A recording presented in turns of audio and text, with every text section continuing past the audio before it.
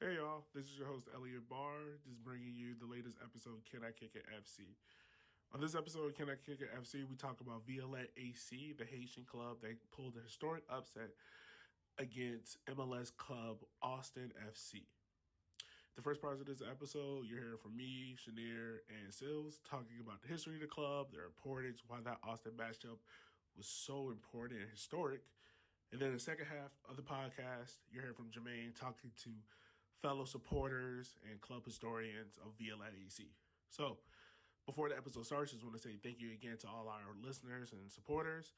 You can support the podcast by giving us a like, share, and subscribe on YouTube, Facebook, Twitter, Instagram at Can I Kick It FC. And with that being said, sit back and enjoy the episode.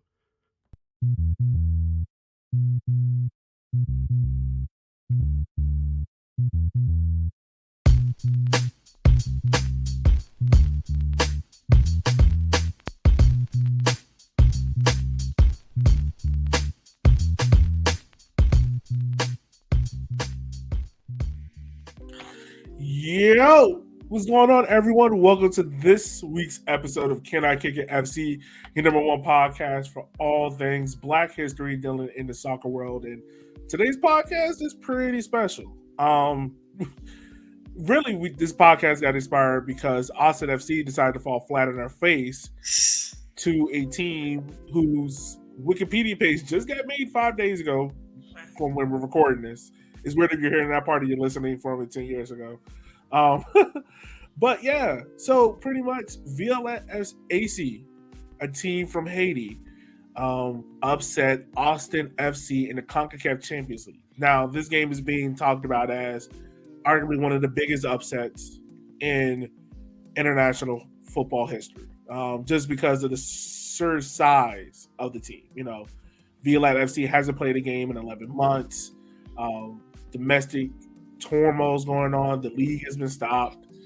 Austin FC kind of being bankrolled by MLS. You have Jerusi there, Reggaeton, a lot of big name players, and they kind of fall flat on their face with two legs. So, to join me on the show to talk about this is Sills and Shanier. How are you guys doing today?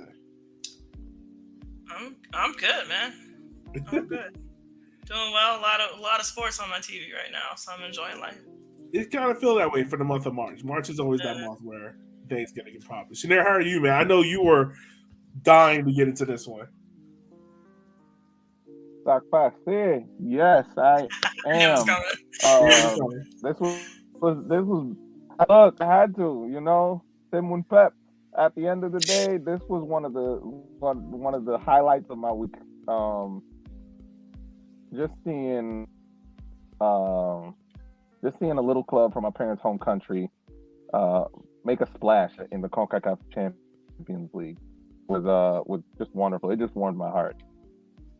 Yeah, yeah, most definitely. Like it warms a lot of people's heart. I know there's been a lot of discourse on Twitter about how could you lose to teams this small and they have the population size of your hometown. And for me personally, I never think that's a good rhetorical argument to have with someone because population size means nothing. Right. Because if that was the case, China will be dominating world football, and Right. they're not. Um, Shanier, you the one who put me onto it, man.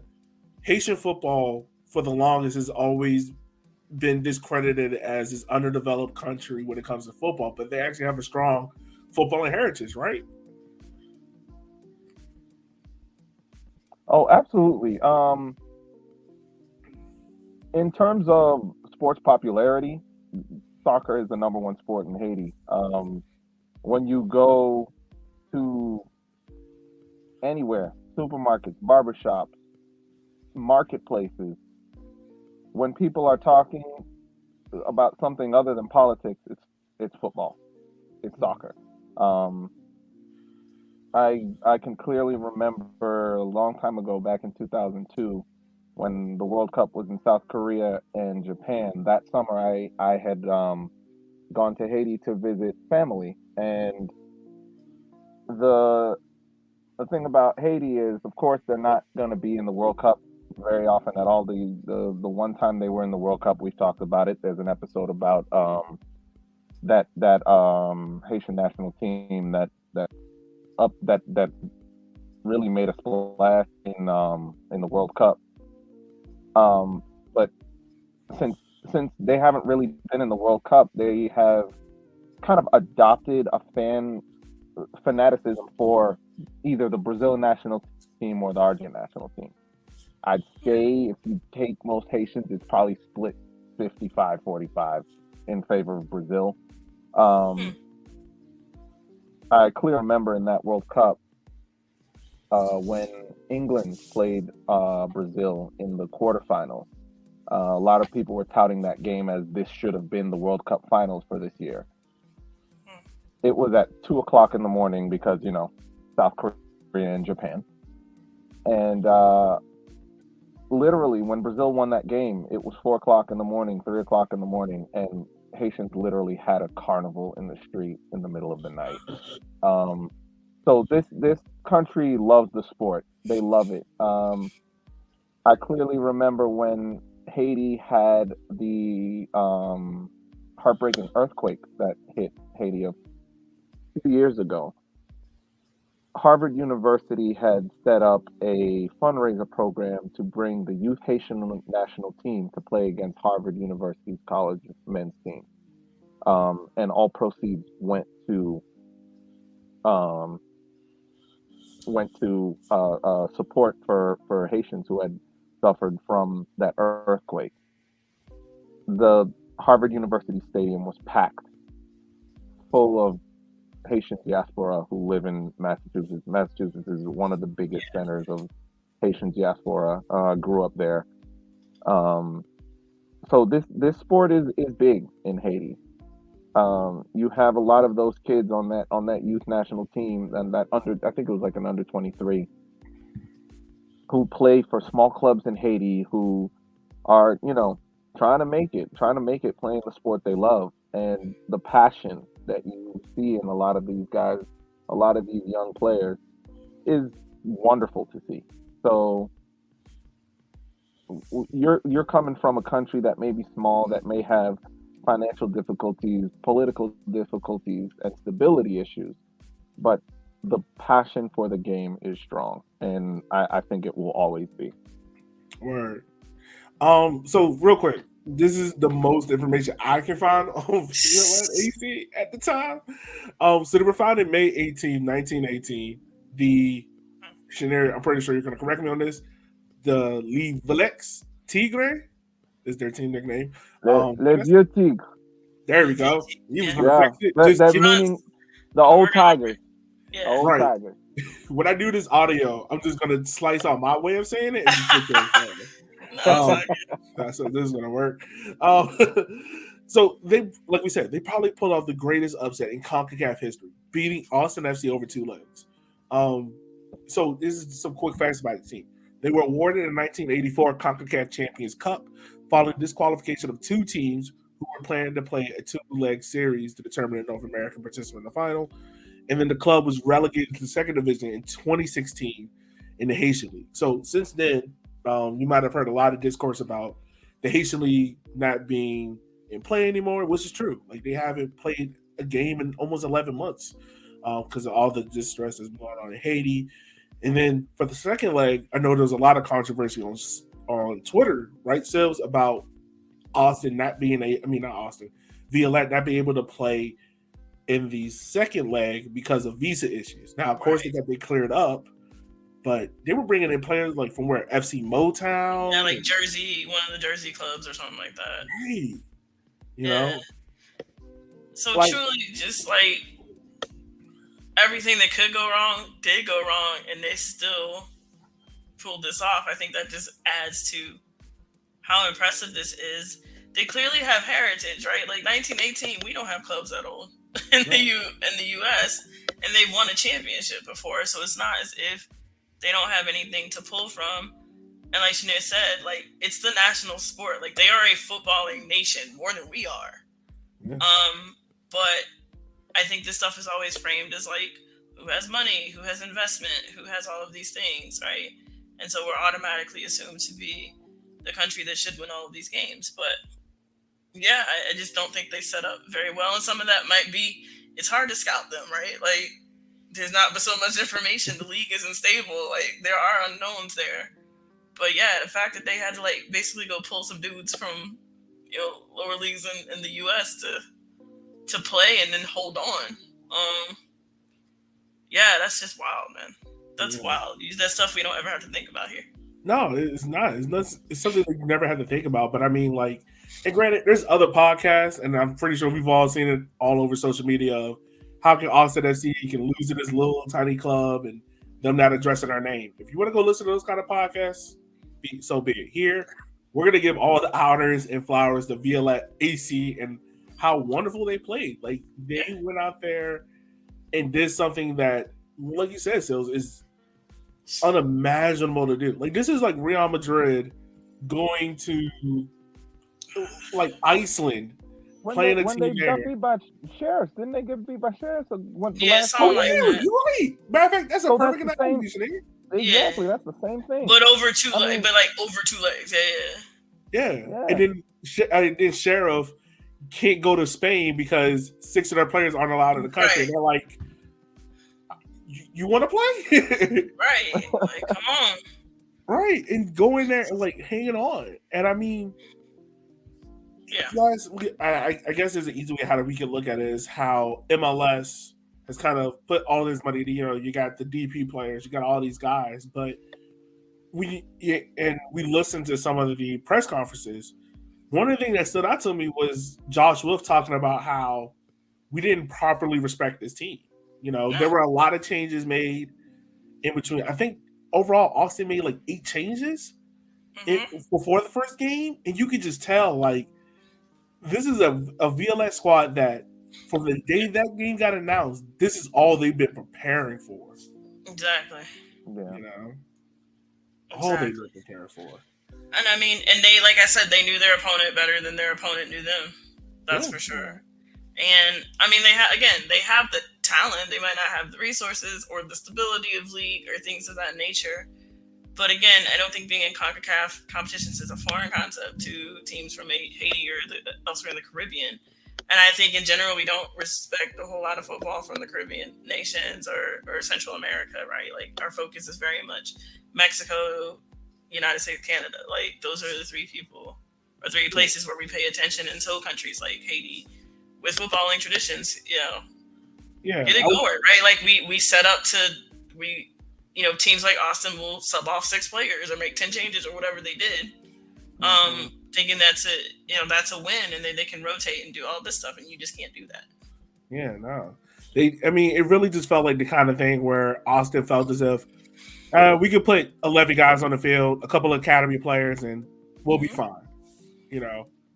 And you can't. I think what Violette did so well in the first matchup was they just created a lot of mental mistakes for Austin FC and took advantage of it. And then the second leg, like we can go ahead and talk about it now. I think they were only bringing 8 players. I know it wasn't a high number. Maybe like 12 players on their own, but they had to pick a lot of guys off of the street, and these are guys that aren't playing regularly right now because their season hasn't started. And how much chaos that throws into the mix is crazy. Right, I think they were out of subs. Yeah. Like they bought the last sub in at the very end of the game, and they were out of subs. Like they didn't have any more players left. Dudes were holding on. Like that goalkeeper was hurt. Like they defended for their lives in that second leg because in many ways they had done the work of the first leg, and they just didn't have the players that they had when they played in Haiti. And so, I mean, just hats off to them. Heck of a coaching job. Like you said, they forced mistakes. Like they made Austin make mistakes, and they knew their opponent. They knew how to attack them, and they got the 3 goals they needed ultimately. Right. Shanir, I mean, you was telling me yesterday, like your pops, like the amount of pride that he had in hearing that Violette pulled off this major upset. Like, I imagine for Haitian people, like it has to be like, yo, this is it. Like this is our version of March Madness. One thing is my father was a little disappointed because of the timing. because they literally just came back from Haiti. They'd spent a month in Haiti, my parents, and they just came back from Haiti. And they're like, if this had happened a week before, we would have been there in Haiti celebrating with the Haitian people with this upset. And I think they came back literally 3 days before that first leg. Yeah. Oh man. And there was just so much pride, seeing a club from Haiti hang on like that and just never say die. And it's an eye opener for the rest of the world to realize that the gap between the small run of the mill teams and the ones at the top is shrinking, because and I can say it's because of the internet, because of streaming, because of different means to train that don't require money, that you're getting a lot of these smaller clubs that are having more talent, that are having more skills and better training, because the money is no longer required to gather the information to train them correctly. And so it's an eye opener for a lot of clubs to realize, hey, look, at the end of the day, the internet is the great equalizer. And right now, it's changing a lot of industries and a lot of the faces of a lot of industries, and soccer is one of them. Word. And I mean that even translates to the women's side, right? Like, you have more pride in that the Haitian women qualified for the first time and had to play extra football to do it, and you have somebody like Melchi, right, going to the biggest club in women's football, right, next year in Lyon. So, and a lot of people looking at that Haitian squad and saying they might make some noise in this tournament. Now they're in a hard group, but it's not really beyond the realm of possibilities, right, for them to get out. And they're so young that they kind of don't know they shouldn't. And they have a lot of talented players on that squad. And so I think just in general, Haitian football is on the rise. And boy, nobody will let you know who is Haitian more than Haitians. So they're lit right now. Right? Like, I know it's all over, right? Like, it's what they're talking about. There is a ton of pride, right? Haiti's not in the news for, unfortunately, a lot of good reasons. They should be more, but they're not. And so I think when you have moments like that, when you beat the Empire, it's a pretty big deal. Yeah, I think the biggest thing that all of us want to inspire with this podcast is not only talk about how great this victory is for Violette AC, but also just, changing the narrative of how we look at some of these teams. That's saying us in particular, like people out there of, when we're describing this team, just don't talk about it like, oh, you lost that Haitian team. Like, no, use their name. Or when we're talking about the Haitian national team, and the first thing shouldn't be just outright negativity about how the country's doing. What the country's doing is one thing, but how this team is doing, how these players are doing, and the feats they had to overcome, give them their proper respects. Say their names out there, I think those little things can go a long way into, showing how much pride there is in the Caribbean nations, and they're coming. I mean, like, if you look at the likes of like Jamaica, Trinidad and Tobago, Curacao, Haiti, they're coming. These are all great footballing countries that don't have the money behind them necessarily, but you talk about some of the greatest and best players have come from these countries, man. Truly. Like, I mean, we talk about it a lot on Shea Butter, right? Like, I know the narrative on the women's side is the world is catching up, but I'm like, no, they are, if they haven't already. Like, and I don't just mean the other big countries. I mean the Haitis, the Panamas, the Colombias coming, like, and particularly these black footballing nations, right? And these brown footballing nations that have been excluded for a myriad of reasons. Like, the time is now. They're here and they're exciting. They play a different kind of football that I think catches the eye and gets people invested, and they have incredible stories that we can't tell in the United States because it's a very exclusive sport, right? Like, and just being able to celebrate, like you said, all that they are doing well, right? These countries are often in the news for not great reasons, right? And that's part of how the narrative's been built, and football can change that, right? I think this is a beautiful story. You have a Violette who can change a narrative about a country and its people and what they value and how they play, and like, you can see who they are as people and how they play football. So yeah, I'm just really excited for this new era of football, right? And these countries coming right now to disrupt the order. Right. Well, I think that's a beautiful way how to end the podcast on of just if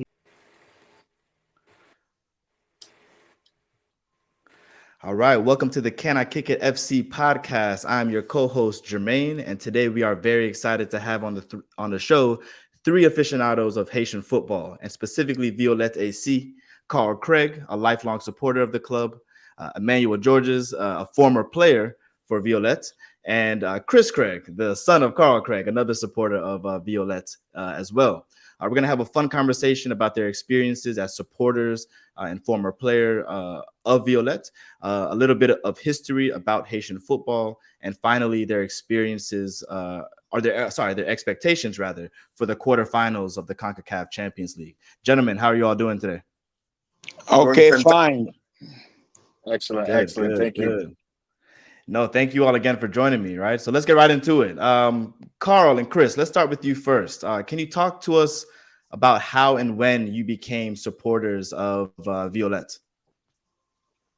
Well, do you allow me, Chris? Yeah, yeah. I became a fan because of my dad, so I'll let him speak. Okay, well, I'm going to be very candid to let you know that as I grew up in Haiti, I was a fan of Racine. I was a fan of Violette. No offense, Mano, but that's the way. Okay, go ahead. I know because racing come from Violette. Exactly, that's what I was about to say. So, and I never saw Violette. Well, I left Haiti in 1968. I never saw Violette, but like 10 years later, I went to Haiti for the carnival, and then there was a game of Violette against Aigle Noir, which was like a classical in Haiti. Yes. And that was my first stop.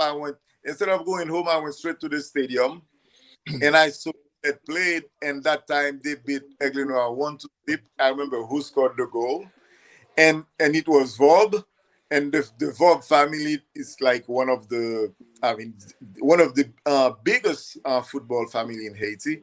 And that's when I became a fan of Violette. And of course, throughout the years, I had a lot of friends that in the same circle that everybody loved Violette. So it's not like I walked away from Racine, but as I grew older, I started to respect more the team like Violette, Racine, Victory. These are the three teams that really marked my football days before and after I left Haiti.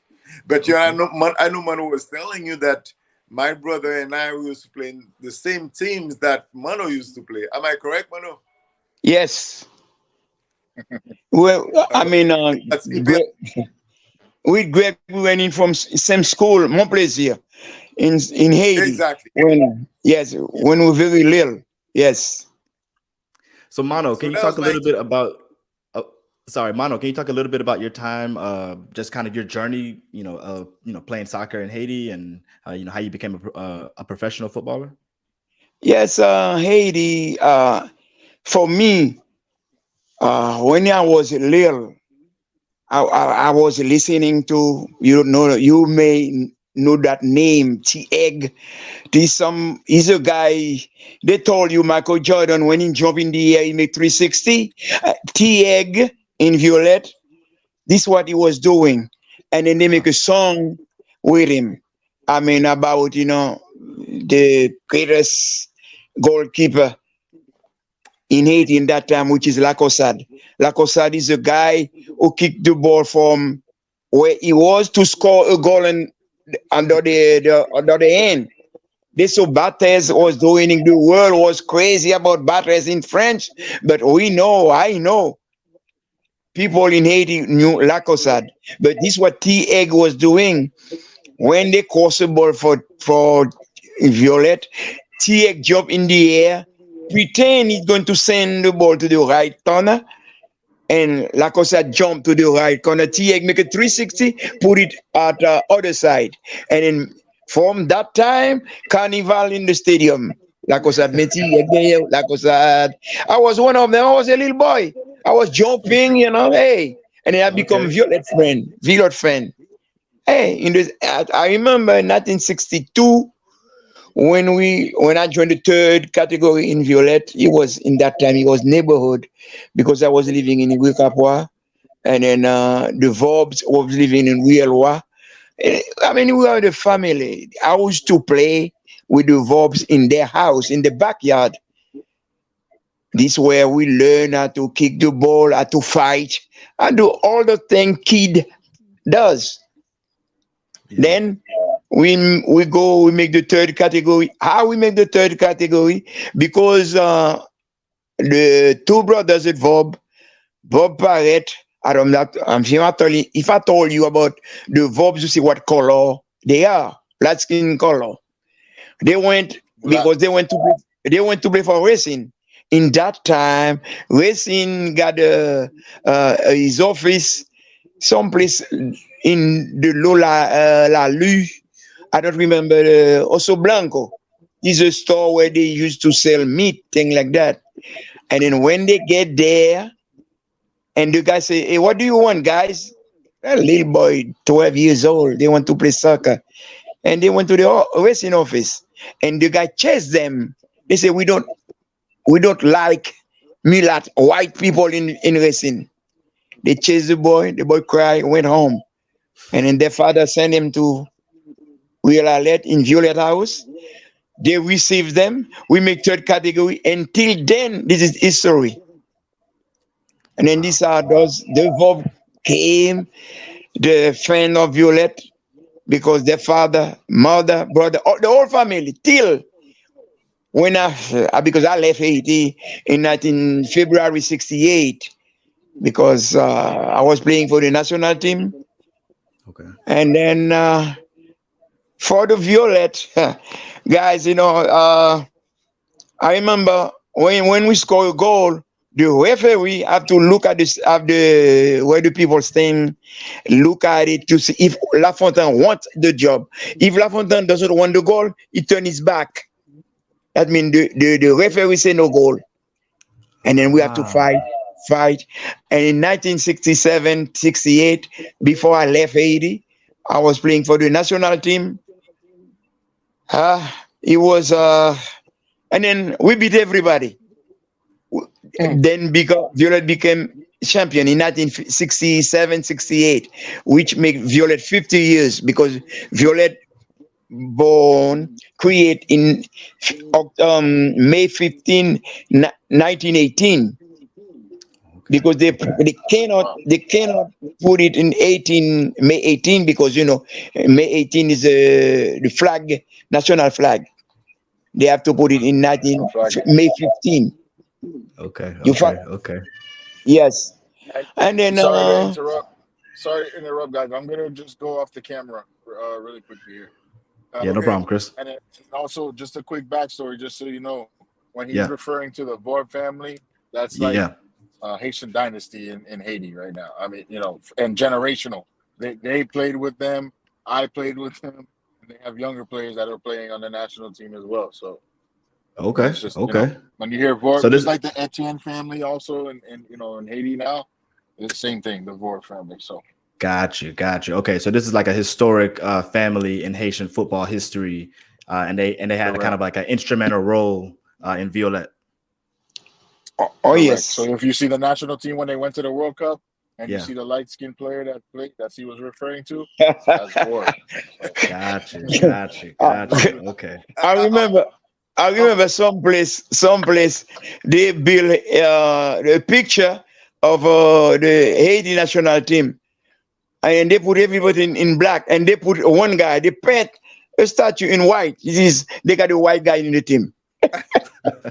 So it's funny how things never change. But Jermaine, something that I think that's critical also, and Mano is too humble to say it, But let me tell you, I have to say that he's been one of the best player we had in that team, and of Okay. course the Okay. fact that he played in the national team, was a big thing. That's another reason why I'm very grateful that he took the time to come and speak with us, because what happened is that just like here, soccer, football in Haiti is a very small circle.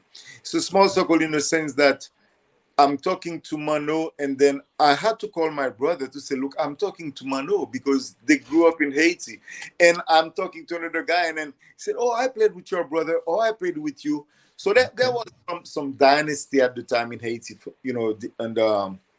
in soccer, yes, and the Vogue family was one. But we had some fantastic coaches, and we cannot forget the coaches. We cannot forget about the support of the fans of each neighborhood, because everything was by neighborhoods.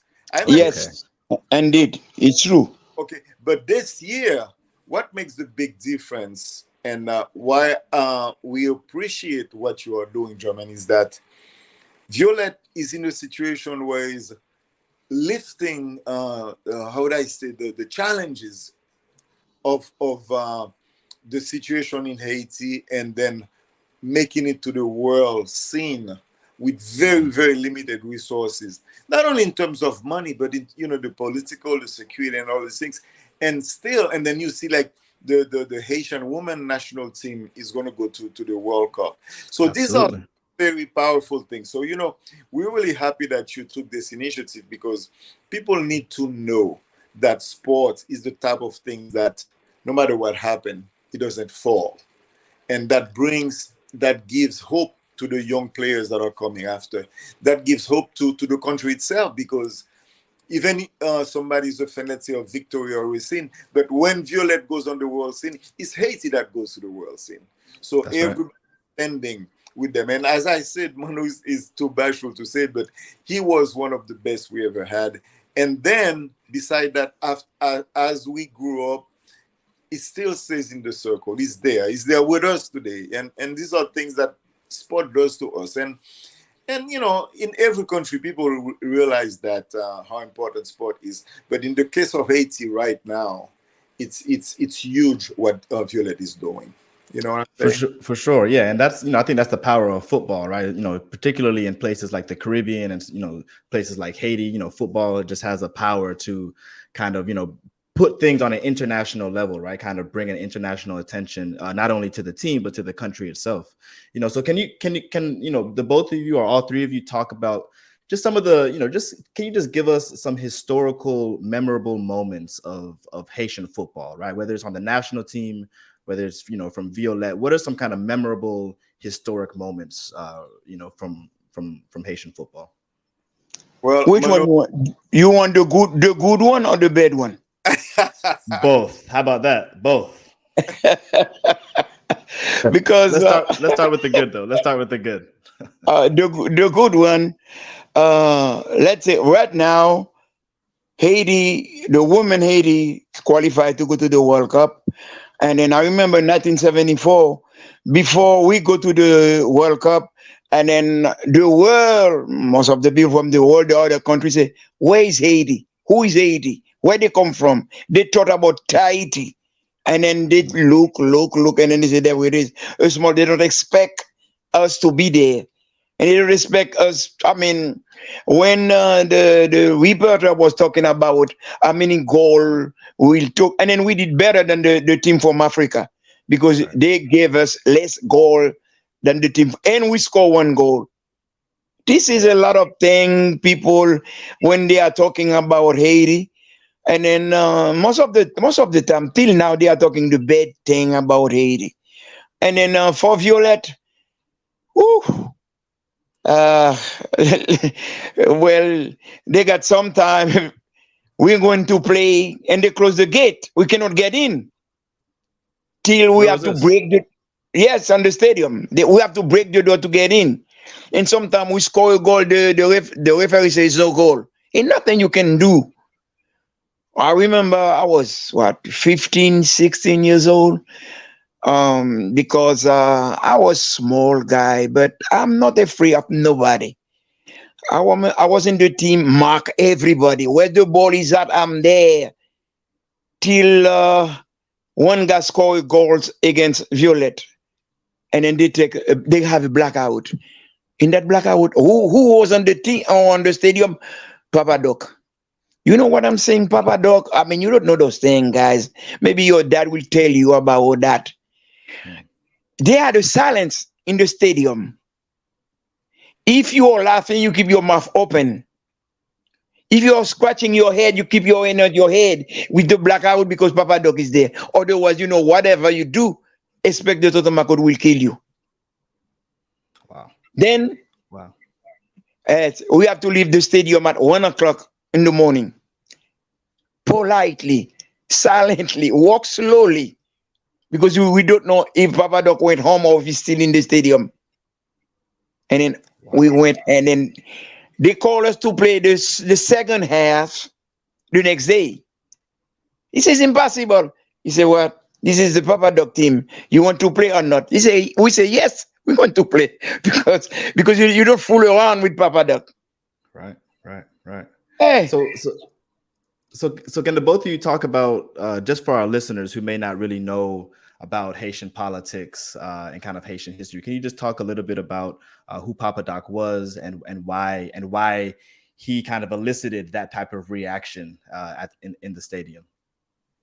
Well, Manu, if you don't mind, let me just touch on that for a second. I Yes. just want something very important. Before I address your questions, Germain. By the way, Germain is my family name, okay? So I don't want you to forget that. That's my mother's maiden name, okay? Get out of here. Okay, that's hilarious. Yeah. Okay, so in 1950, I think, or 1952, the World Cup, the US was playing, and there is Joe Getchin that scored 1 goal for the US. That's right. Now, everybody knows that he was Haitian. Now people know it, but at the time nobody knew it. But the reason I brought him up, not because of what he did as a Haitian, represented the US. He scored goals against England, mighty England at the time, okay, it still is. And but he came back to Haiti, and him and 2 of his brothers got killed by the Duvaliers. See, people don't really talk about this, but this is one of those things that they arrested him. I don't remember. I was too young to. I didn't know that the reason why he got. But I know his sister that always said that they killed three of her brothers, and Joe was one of them. So he disappeared by the Duvalier regime. So Haiti at that time, and Manu can tell you a lot more on that. But at that time, people were living in a constant state of fear. See, right now, the problems of Haiti is with the gangs and all that. So they are creating the type of violence that everybody's afraid of. But during Duvalier, the government was doing all the insecurity. They were really hurting the people and doing all the bad things. So these are 2 different situations. And I have to bring that again into context, whereas to say that football is the only thing that really keep us together. Really the only thing. I cannot think of anything else. Right now, Haiti, people are afraid of the gangs, but during the Duvalier regime and other regimes in Haiti, they were afraid of the government because these are the people that was doing all this. So it's one of those things that it would take years for us to explain. I mean, they wrote hundreds of books about these things. But basically, I have to say that somehow we always manage to survive, to overcome these things. And right now, no matter how bad things get, I mean, there is a game of Violette coming up. They can't even play in Haiti. So, and that, of course, is affecting us. But guess what? We're not afraid. If we're going to play in the Dominican Republic, so be it. We're going to raise to the challenge. Yep. Right, Manu? Yes. They got something right now. Okay. Before I left Haiti, February 68, summer 68, something happened in the field of what is the name of that field? I forget. Colette Saint-Pierre Field is someplace. Odeid. No, Colette Saint-Pierre. Not Colette Saint-Pierre. Seminaire Field. Saint-Field. Okay. Yeah. In that time, they got Violette was playing against Racine. And then this is something people Vob, to me, is my little brother. We grew up together since he was 12, I was 14. We grew up together. Same thing. Even he's married, his business, you know what? As a matter of fact, I talk to him maybe 3 times a week. Right now, he's in Miami. And then in that game, they had to fight. Joel, which is a younger brother of Philip, he was fighting one guy from racing called Seo. Seo was much older than him. But Joel put him down 3 times. And then one guy, a player called Oba, went to take the fight from Seo. But in our team, we got a big guy also, Marc Antoine. He take the fight from Joel, beat up Oba. Then those Makut take their gun, pay Adrien, get those guys from Violette, put them in someplace safe on that field. But in that time, Zupem was a trainer, was a coach of Racine. But if you guys, maybe you don't know about between Sunfield and Rexayat, it's about 10 minutes by car. Right. And then Pevo was standing there with Joel, Philip, and they was yelling because those guys from Makut, they got their gun. And then Zupem came back. He went back to the field for something. And then he found the situation. And then he stand up in front of those Makut, put Pevo and the kid behind him, walk away. And they went back home. About 8 or 9 o'clock. In that time, if you're standing in real war, or if you pull a bullet, the palace will hear you. In that time, in that night, all those guys, the Josma Valentin, all those Makut, they pass in real war, keep on shooting. Bam, bam, bam, bam, bam, bam, bam. François Duvalier say, what's going on? Who's attacking us? He's afraid. He was ready to run away. He was a coward too, He was, and then the shooting stopped. The next day, he tried to find out what's going on. He called Pierre Biombi and to find out what's going on. And they said, well, there it is, blah, blah, blah, blah, blah, blah. And then they called, François Duvalier went downstairs, called all those guys who were shooting. And then he said, you tell me the white men in Haiti doesn't want to play with you. You tell me, and then they hate you. And then now they come to play with you. And then you want to kill them. All of you go to ask the verb some excuses. And it's what they went and then do excuses and then they went back. But this is history. Because when people was reading the book, I tell him, you have to put that in the book. He said, no, you can't do it. Because in that time, the light-skinned people stopped leaving Haiti for persecution. They stopped that. And then the guy from one Syrian girl called Accra, you may hear about his name, he used to sell François Duvalier uniform for the police. But François Duvalier don't have money to pay Accra. Don't forget, guys, your car, a brand new car in Haiti in that time is $2,000. Ask your grandpa and he will tell you.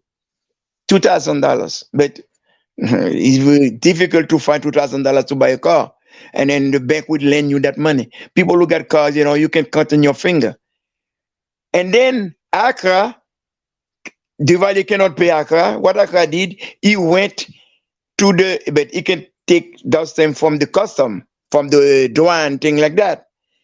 And then he get all the Syrian, he took their stuff for them from the douane. And they complain about it. They went to Papa Doc. Well, forget it, guys. When I got the money, we'll pay. Who did that? This is soccer. Because the Verb was playing soccer in the stadium. They got the fight. And then François Duvalier know about it. And then he said, don't stop, stop, give people trouble. And then start getting, they got the name Kuri. He came from Miragwan, my hometown, and then he keep on running this big motorcycle. All those things come from soccer. So, German, I don't see what really Mano is as experience is that everything that's going on with the politics, with the economics, because the name of a lot of people, this is for the people that don't know much about Haiti. Let me just enlighten you on that. The names that is Yes, mentioned, guy and so on and so forth, these are the people, they are the economic power in Haiti. And this is still the case today, whereas the economic power, they join with the political power to do whatever they want to do, whenever they want to do. But somehow, soccer sports is always like the catalyst that prevents a total fiasco because Oh, okay. nobody wants to lose that. So soccer has also been a catalyst that not only bring people together but that solidified things as well. Of course, there are a lot of problems. Of course, there is a lot of people that are very selfish in all this approach. But if people know of this experience, that again, I'm very grateful that you're bringing this to the surface. People will understand that Haiti is really truly a special country, and then we do have a lot to offer in the world of sport, just like we do with the arts, just like we do with music. And if politically we are weak, it's not because of the soccer players, it's not because of the artists. So come from somewhere. But now the things that we have going for us, for example, like right now, right this moment, it's soccer. It is Violette. It is the Haitian women national team. Okay. For sure. One little thing on a personal level, I can tell you, one of the greatest moments in Haiti, that's when, and Manu mentioned that when Haiti went to play in Munich, for the World Cup. At the time, there was teams that classified. And Manu, excuse me, if I remember correctly, there was another goal that Manu Sano scored against Argentina. So they scored two yes, goals. yes, Yes, okay. So they scored against Italy after Yep. Inuzov did not get scored against him for 3 years. Yeah. So Yeah. yes. but myself personally, at the time I was in the Air Force, and I had no idea that all this thing was going on. When I was, you know what I'm saying? I mean, the greatest moment in Haitian history, I missed it because I was in Biloxi, Mississippi. Oh, no, Uh, not Mississippi. yeah, and it's only after that I've heard that Manosano scored and then Haiti scored against Dinosaur. But Wow. let me tell you what's interesting in all this. I was playing for the Kistler Air Force Base soccer team, and then Okay. we won the World Cup. We won the Gulf Coast League, being Okay. undefeated, and I scored 9 goals. So at that moment I was enjoying myself at my level, but I missed the biggest thing in history for Haiti. So that's another Yes. story on the side. For sure. For sure. No, I love that. I love that. Yeah, I love that history. I love that history. Mano, do you want Yeah. to add You know, anything? the thing is, when I came here in Also, don't forget 1960, when I came here in 1968, I came with a green card, and then they got a Jewish team I was playing for. Those guys, they love me so much. For some reason, something else. I don't think it will be possible. They guy give me my green card in 3 months. That's good. 3 months. I mean, in 1972. I don't say I was good player, but I was. The newspaper was talking about me. In 1970, I was. I'm not saying Asian because Joe Getchins was the first Asian who played for the USA national team when he beat England 1-0 in Soldier Stadium in Chicago. Mhm. But I was the first black guy. Black. I mean, ask your dad in 1972, the time of Martin Luther King, Malcolm X, all those guys like that. This is a place where they say this is for white, this is for black. I was playing for the national team. I don't care if it was green, black, green. I went right in because they nothing they can do for me because I was a soccer player for USA national team. That's right. And That's then right. they got It's one guy, Shep Messing. He's yeah, still yeah. working for the Shep Messing was my goalie. Yep. And then after the game, we began. I didn't have a question of white and black because I was a soccer player. And as an Asian guys from Violet, oh, I don't. I have to fight for everything I get because they don't give you nothing. That's For that right. reason, kid these days, you try to tell them in school. This is what Violet taught me when I was little, because the guy who was a player in Violet, because Violet born in 1918 in Bel Air, Okay. because this is Bel Air, this is where most of the people live in that time, because you got your business, your store in town. You were 2 blocks, you came in Bel Air. After that, they moved to Paco, Boudon, things like that. But this is where Violet born. Because how Violet get that name is because a lot of young guy, they went to Jeremy. And then they see, because soccer, the first place in Haiti where soccer plays, it was Lekai. And then when those guys went to Jeremy playing soccer, they say the team was rose, lilac, all those colored flowers. And when they went back to Port-au-Prince, they want to build a team. They went to give him the name of the flower, which is violet, which is a blue. Okay. This is where the violet comes. And then they want to be bad, mean when they were playing, not fighting for somebody. And then they got an animal which is more dangerous in the forest, which is a tiger. This is what they put for our emblem, a tiger. Okay, gotcha. Because That's very good. And I always wondered about that name, Violette. But yes. So whenever I think of Violette, I think of a flower now. Is that? Yes. Because that's great. I thought it was the color. Because being an artist myself, I paint. So violet, to me, it's a color. It's like purple. So flower. Okay. And then this is the reason when you may heard about Violet was a mulat team. This is not true. We had some mulat in the team, but it wasn't a light skin mulat. He was in between.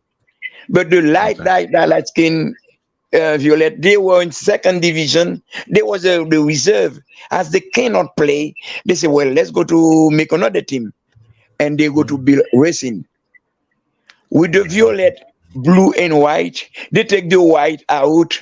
They take with the yellow.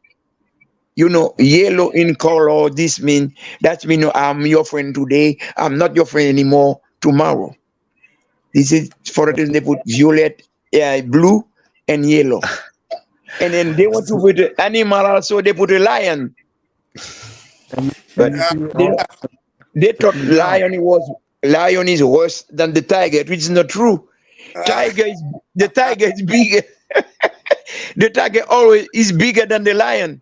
It's more famous than the lion.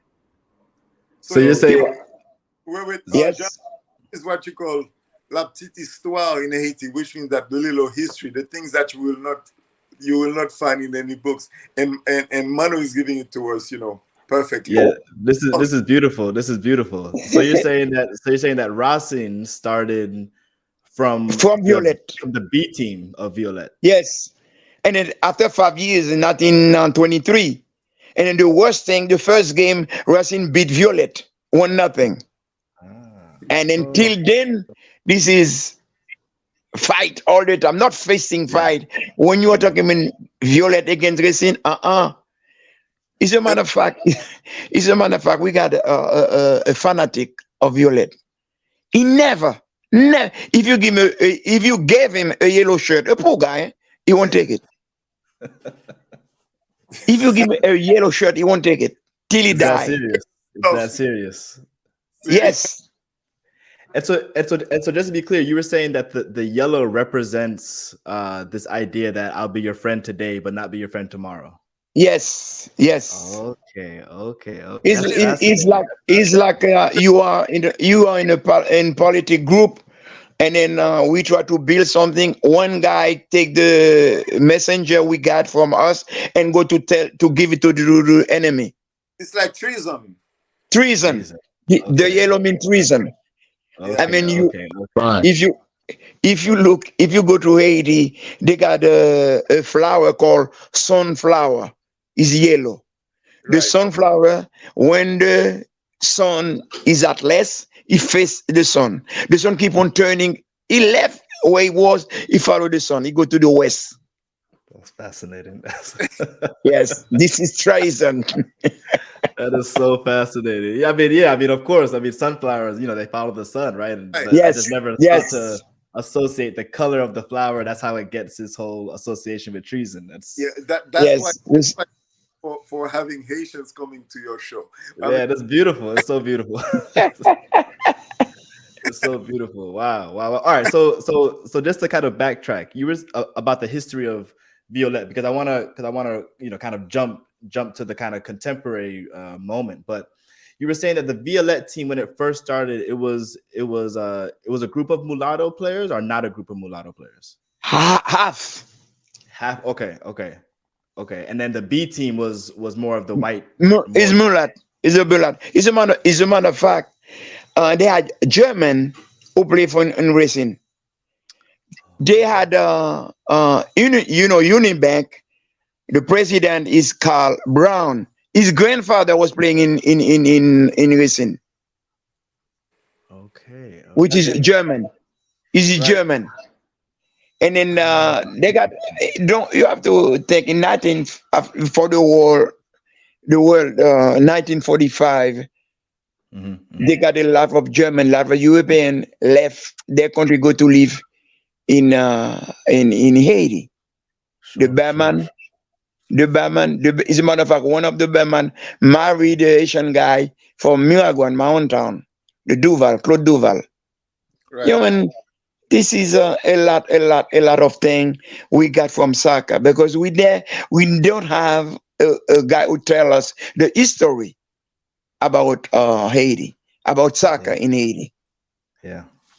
Yeah, this is awesome. I really appreciate, both of you coming on and really kind of, shedding some beautiful history about the game in Haiti and Violette specifically. So how are you all feeling about Violette's performance in the Champions League? How are you feeling about the quarterfinals coming up on April 2nd?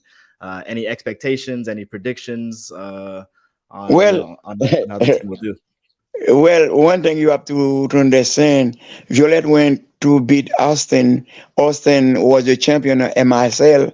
We got a lot of professional team because in Haiti, Violette practice 3 times a week, sometimes 2 times a week, because those they cannot go out. Right. They're afraid to go out, things like that. And then we have, by luck, one guy, the president of Violette, Rinald Zirek. Oh boy. When I try to talk to him, he said he love Violette.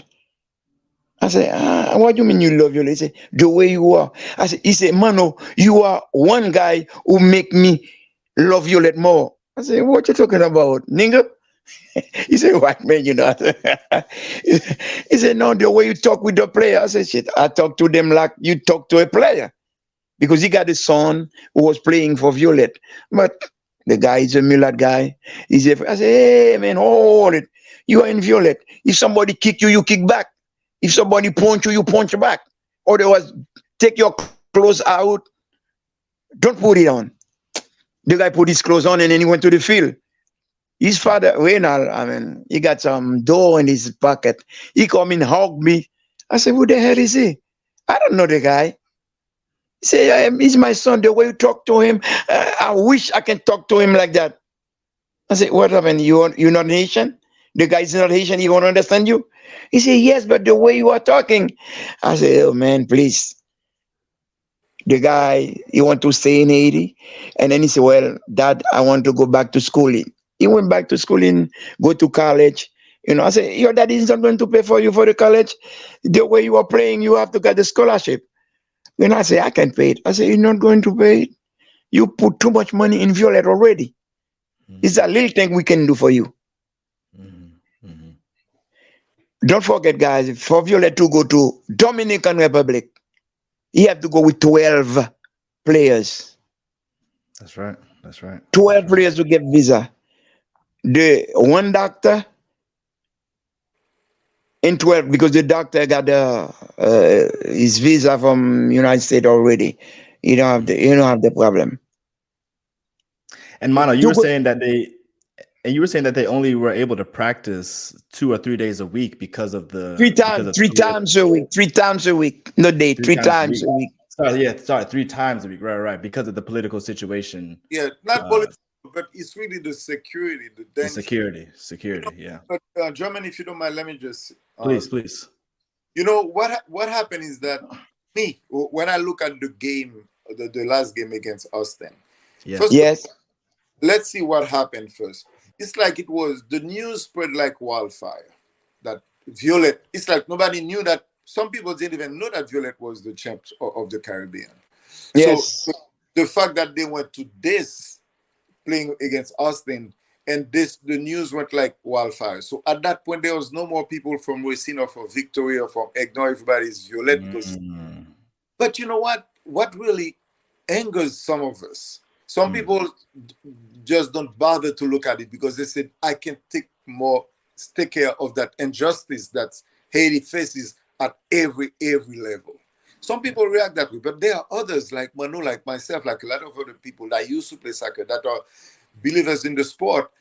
When I look at the guys, I don't even think that it's only 13 guys they have to play. I see 11 men on the field that's giving everything they have. I see the guys that have skills that you find.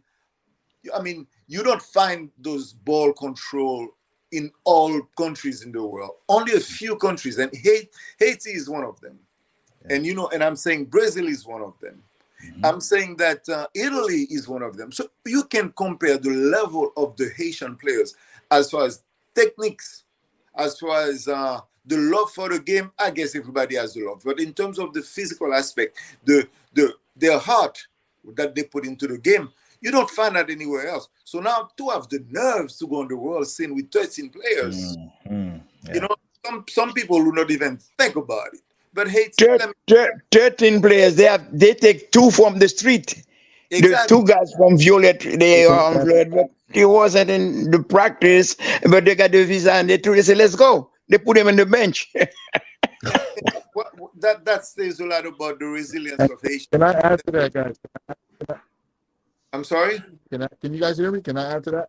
Yeah, Chris, go ahead. Can I add to that? Go ahead. No, what I was going to say is that remember also, I mean, the team wasn't playing in Haiti, but they were playing right over the border in Santo Domingo and in Santiago, where there's a lot of Haitians, and it was almost sold out with pretty much all. Yeah. So you have to remember that also. So that support spilled over from Haiti to the DR. That's right. That my dad talking about. So it was right. like for them. And then to be fair, everybody was shocked that they beat an MLS team. But as Manu was saying, this is an old team. They've been around a long time. Austin's only been around 3 years. So that's right. That's Who has more trophies? Okay, that's right. One thing. Excuse me. No, excuse me. A professional team, it may be 1 week is strong. Amateur team, maybe 50 years, 100 years is weaker because when you are professional, you've been playing in your country, different country, in shape, in good technique, good money, everything like that. You cannot compare it to amateur team because the guy from Violette, the president of Violette, every day as a God give us 150 million Haitian like that on everything. He pays the players 12 months a year. Wow. They don't have soccer in Haiti. He pay them 12 months. And then for Christmas, he give them a bonus. For that reason, 99.9 of Haitian soccer players, all of them want to come to play in Violette. This is the only way they get paid. Wow. And that's from the president himself. Yes. The president is crazy. I told him, Reynald, you crazy. He said, well, it's better like that because he got the money. And then he's I mean, thing like that for us. Something myself. I'm happy, and then I'm grateful Violette for I used to play soccer. When Haiti is no good, I went to Cité Soleil by myself in my car. When I get there, people raise me, hey, coach, coach, coach. I went to, I'm in different places, and then nobody do nothing to me because I was in soccer. As a matter of fact, when I came here for my operation, knee operation, the doctor who operated me, he knew me by picture because he got a picture of the national team from USA national team because he loved Shep Messing. And then he said, the black guy was you? The guy making operation after 3 weeks, 1 month, he gave me my cane and I walk. I don't walk fast because I got the operation in November. The end of my birthday was Christmas Eve. Christmas Eve, I was dancing with my family. Wow. I mean, because of soccer. Wow. And in Violet also, guys, I got players from all over Haiti. When they came in Violet, from Okap, Saint Mark, all those things, they said they thought they know about, they thought they know about soccer. This is when they came to Violet and we teach them what is soccer, how you comport yourself outside the field because you are a human. Because the guy you go to play against is your competitor, is your enemy, is your competitor today. After 5 years, it still will be your friend. Like Mario Leon, you met he used to kill me on the field. We used to fight, but every time we see this day, we hug yourself. We hug. Same thing with Plantain. You know the Plantain Goldelato. He was in Aigle Noir, fist fight on the field. But now, if you see me with him, like brothers, this is what they teach us in soccer, in Violet, especially Violet. Because before you play, we go to play Marichal Mitron, Pervob, Max Aurelio Joseph, G. Plessis, all those guys like that. They get you, they are the meeting saying, this is what you're going to do. This is Violet. We're going to play. I mean, they wash your brain, say you are a human. You go to play, you may make a mistake, and then you can correct it. Which is way different than the team, especially like Crescent. When we're going to play against Violet, he said, kill the. I mean, look at me. They told me I'm a mulat. I'm a white man. They want to kill me. They call it Rouge in Haiti. Yes. And then this is something I always repeat. System of foot of soccer. We used to play 4 defender, 2 midfielder, and 4 forwards. Like Brazil. A 4-2-4, yeah, like Yes. Brazil, yeah, back in the day, yeah. Yes, but people see Brazil in 1970 play 4-3-3 in 1970, and everybody want to play 4-3-3. But I told them, guys, we used to play. I play for 4-3-3 because everybody when we are playing, they want to kill people on the field. They want to kill him. And as my friend, I said, no. Because I used to play left wing. When I lose the ball, I came in midfield to help people, which is 4-3-3. This is what we used to play in Haiti in 1966-65. But people see it, the world see it in 1970 when Brazil came champion by beating Italy, and the world playing 4-3-3. I said, no. When in Violet, we used to play that before. That So what? that's So what you're saying is that everyone credits Brazil for introducing on the Yes, international for that stage the system. 4-3-3. But what you're saying is that Violette was Yes, playing that 4 or 5 years earlier, in that's correct. 1965. 1965. 1965. That's awesome. That's awesome. That's awesome. And Yes. and a lot of people don't know that there's a strong connection between Haiti and Brazil in terms of football, right? Bigger than you can imagine. Yeah, Hey, for me, we, we used to play. I used to play for semi-pro in New Jersey. They call it's a German team, but they got couple Italian in the team. They got Brazilian, but the Brazilian every time they see me, they say, "Oh," and then we connect together. We don't kick the ball out like the British did. We pass the Yeah, ball. We play with the ball. that's right. And every time, they say, "Well, this is just Brazilian." I say, "No, no, no, I'm Asian. It's the That's same right. thing, same." That's right. That's right. That's and right. I let me love I that. mean, Jermaine. I also, mean, my probably my dad won't say it or brag, but he was an integral part about bringing Brazil to play in Haiti. Back in what was it, 2005, right, Pop? yeah, 2004, yeah, 2004 actually. And 2004. The Ronaldo, Ronaldinho, all the big boys came. yeah, Oh everybody What? yes, yes, yes. Yep, The they there's stadium, the, video of it. the they are stadium was stories. full. The stadium was full since 8 o'clock in the morning. Yep. Wow. I Well, can yeah. imagine. I can imagine. I mean, I can that can be a whole show in itself. But there's one thing that I say.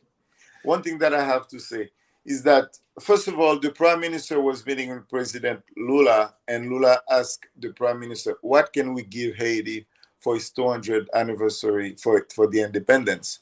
And then Yes, and the prime minister said, "Bring Brazil in Haiti." Now, a couple of things we have to remember. At the time, the group that was bringing orders in security in Haiti, the major portion were Brazilian. So there are Brazilian that came to Haiti that never saw their national team play live. So right yep, there, all these guys, they wanted to see Brazil. Okay, that's one. The second thing again is that um, you used to pay Brazil at the time something like $7 or $9 million to come and play. Brazil spent $14 million to come and play in Haiti. So that's at Wow. the government. yes, Now, at the players level now, because a lot of guys like Ronaldinho and Ronaldo, they were playing in Barcelona, and Roberto Carlos playing for Real and all these guys, right? So at one time, their club didn't want them to come and play in Haiti. And some of them, no way. they turn off their phone so they could not be reached because that's how bad they wanted to come. Get out of here. Get Yeah, out of here. because it goes for the I game of mean, okay. So and then now that's on the team side. Now on the Haitian side now, Mhm. after we built the field for the stadium, they wanted to bring the players down in helicopters from Santo Domingo straight to Port-au-Prince, and we said no. We just paid so many, like I think we paid like some $500,000 to make that field. We're not going to spoil it with helicopters. Right. So yes, we agreed to bring them to the airport, and then there was a convoy from the airport to the stadium. Now it's something that you have to see. If you go on Facebook, you look at Armored car. Yeah. yeah, Armored exactly. car. Okay. Yeah. If you go, you look at on YouTube, Game of Peace, you'd see what I'm talking about.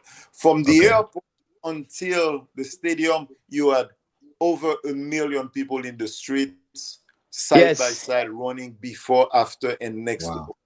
the cars. It was something. So there's always that special connection between Haitian and Brazilian, just like between Yeah. Haitian and Cuban. And these are very, very strong ties. And Yeah. that's things that's been going for. Brazil is with the soccer, and Cuba is with the music. And there Yeah. are other ties like Yeah. French, the French language, and blah blah blah. Sure. So Haiti Sure. is, in a sense, very international, and that's the story of Haiti needs to be told. And Germain, that's why we really appreciate what you are doing. It's not only about Haiti; it's about Violette. It's about the game. It's about the game. It's about sport, and that has all its importance. And then we see a lot of for the culture. yes, and we see a lot of us are doing here, and it's because we have the tenacity, we have the resilience to keep on doing things naturally. Just like Emmanuel was saying earlier, when you're on the field, we don't know that it's black or white. Nope. You know, we play soccer. That's right. And nothing is stronger than that. Nothing is stronger than that. That's right. Sports. That's right. Sports. Well, you know, I think that's a fantastic and very profound way to end this conversation. I mean, all three of you just gave incredible insight into the history of Haitian football, into the history of the Haitian national team, to the beautiful history of Violette. You just kind of, you know, made me like more of a fan of the team, right, than I already was. And so, you know, we're definitely looking forward to the quarterfinal match. I believe it's against Club Leon, I believe, out of Mexico. Yes. Yes. Mexican team, yes. Yeah. So, and Mexico is always rivalry, so have no fear. Okay.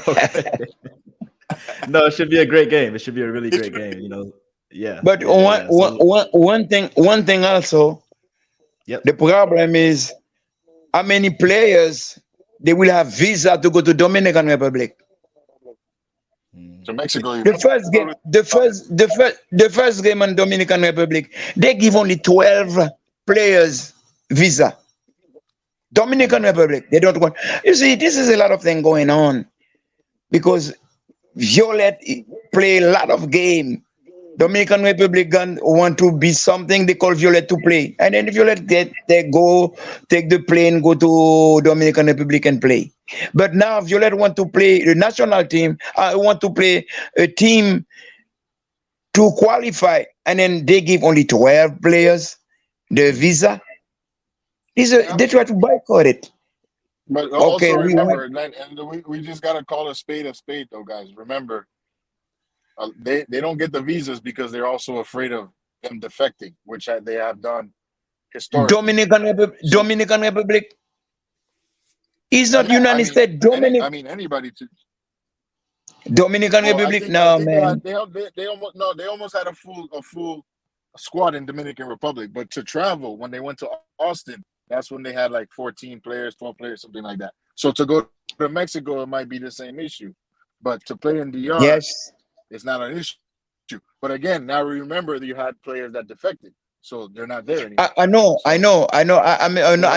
They can defect from United States. I don't have a problem with that.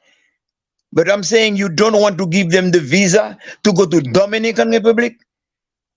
No. It's someplace. Myself, when I go there, if I pass by in my car, you know, for God, you know, I curse them because the police, you know, they always ask you money, they always ask you shoes or your shirt, you know, things like that. They don't piece up nothing, the Dominican people. I don't like them. I never like them. Seeing the history, how they kill those millions of people, you know, by shooting. No. There's those people, you know, they're too lazy. I'm not there to talk about them.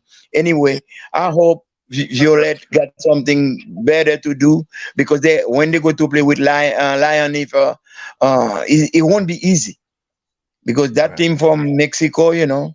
Because when you finish to play, let's say you qualify, you beat them.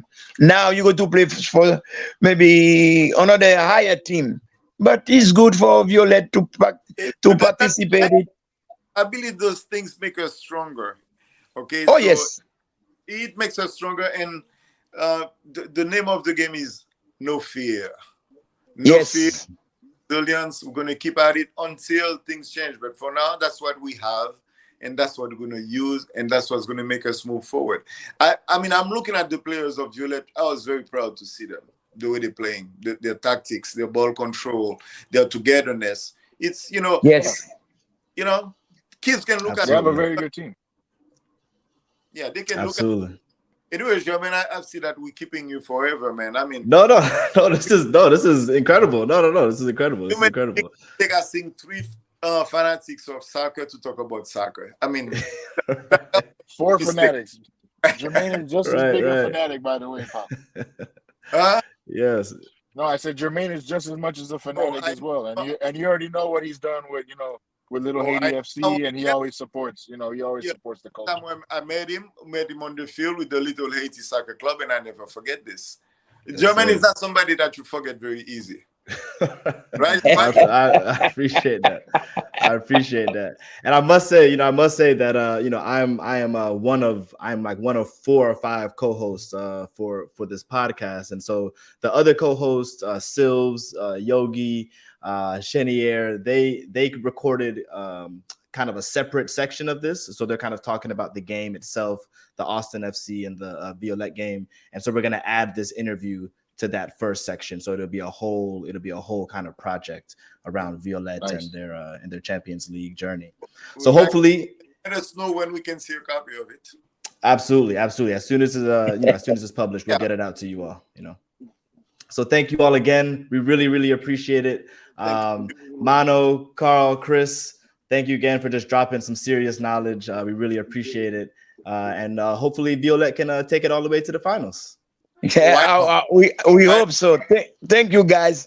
It's a pleasure to meet you, and then we hope that we see you again. We talk again. Okay, yes, Manuel. Absolutely. Tell him that I spoke. Thank you. Okay, thank you, guys. All right, take care, everyone. Okay, bye. Thanks. Bye. Bye.